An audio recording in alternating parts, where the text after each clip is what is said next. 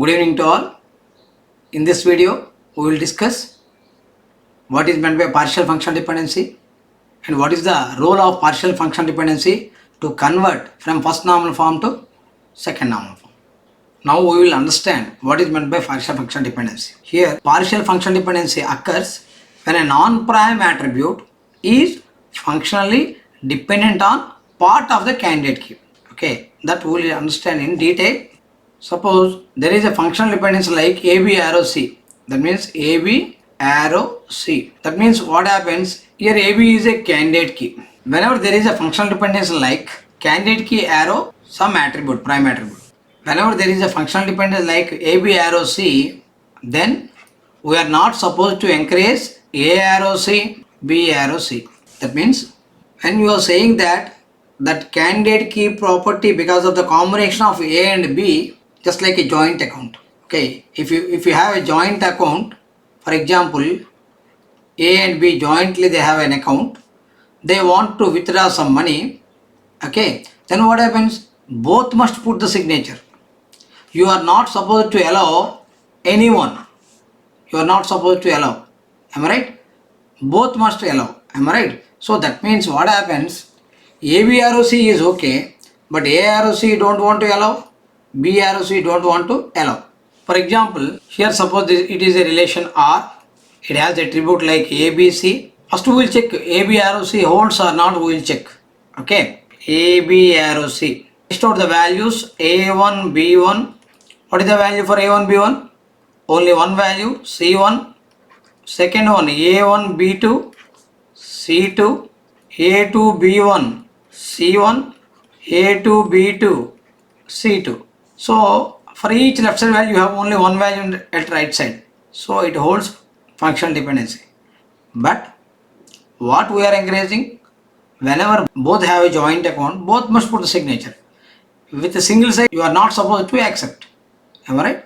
So when we will accept ABROC means AROC we won't accept, BROC we won't accept.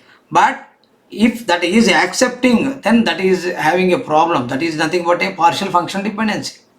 That we will check AROC, BROC. Okay. Suppose AROC we will check because AB is there. A1 what is the value? A1, B1 comma B2. Two values are there. A2, B1 comma B2. Two values. So it doesn't hold functional dependency. This is the right one. But we will check another one. Both doesn't hold functional dependency, then that is acceptable. That is opposite to partial functional dependency.